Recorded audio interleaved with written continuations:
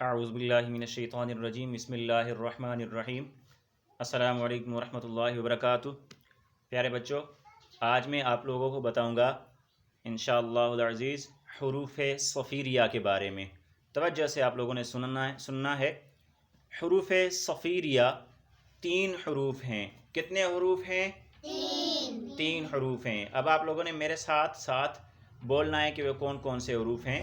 حروف صفیریہ 3 ہیں۔ کتنے ہیں؟ 3۔ ز، سین، صاد۔ جی، یہ 3 حروف ہیں حروف صفیریہ۔ ٹھیک ہے، اب یہ حروف صفیریہ کس طرح سے ادا ہوتے ہیں؟ جب زبان کی نوک سے اوپر اور نیچے کے اگلے دونوں دانت آپس میں ملیں تو حروف صفیریہ ادا ہوتے ہیں۔ یہ اوپر کے دانت اور نیچے والے دانت یہ دونوں آپس میں ملیں، کہاں ملیں؟ زبان کی نوک پر آ کر ملیں۔ ٹھیک ہے، یہ زبان کی جو چوٹی ہے نا، اس کو زبان کی نوک کہتے ہیں۔ اس زبان کی چوٹی پر اوپر کے بھی دونوں دانت اور نیچے کے بھی دونوں دانت آ کر ملیں تو وہاں سے یہ 3 حروف ادا ہوتے ہیں۔ اب میرے ساتھ ساتھ آپ لوگوں نے ادا کرنے ہیں۔ دونوں دانتوں کو آپس میں ملائیں ایسے، اور اس کے بعد جس طرح سے یہ تصویر میں دیا ہوا ہے آپ لوگوں نے دونوں دانت آپس میں ملانے ہیں۔ اب زبان کی چوٹی وہاں لگانی ہے، زبان کی چوٹی وہاں لگانی ہے۔ دانت کھولنے نہیں چاہیے، دانت آپس میں ملے ہونے چاہیے۔ بولیں ز، سین، صاد۔ جی، تو یہ حروف صفیریہ ہیں۔ ان کی ادائیگی میں شدت ہوتی ہے اور گویا سیٹی کی آواز آتی ہے۔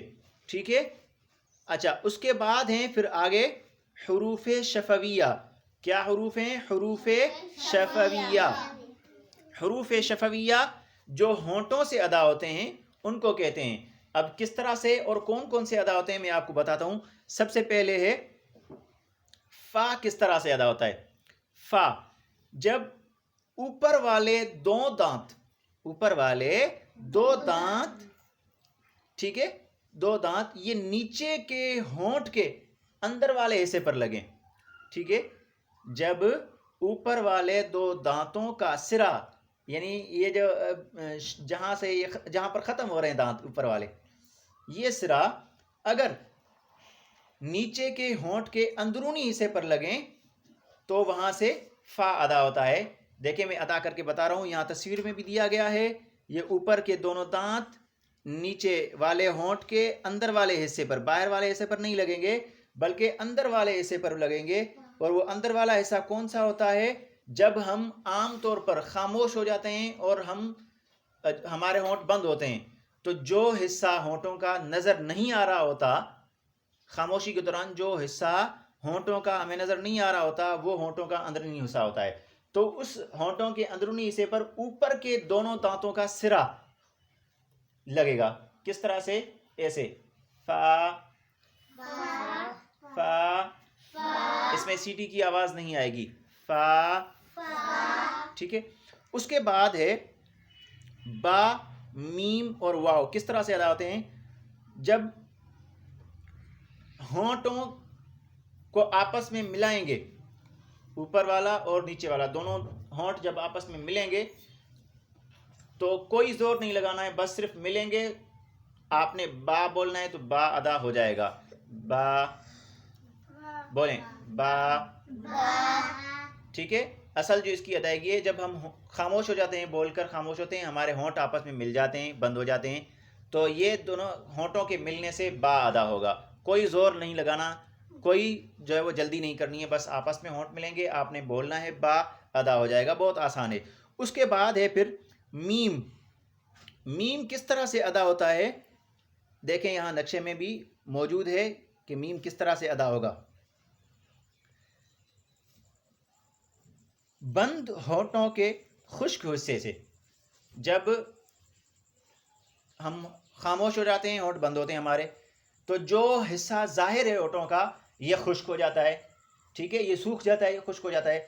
اب جب یہ خشک حصہ آپس میں ملے گا تو میم ادا ہوگا، یعنی تھوڑا سا ہمیں ہونٹوں کو اپنے منہ کے اندر دبانا ہے، اس کے بعد میم ادا ہوگا. ٹھیک ہے، میرے ساتھ آپ لوگ بولیں گے میم میم. شابش. اس کے بعد ہے واو. واو کہاں سے ادا ہوگا؟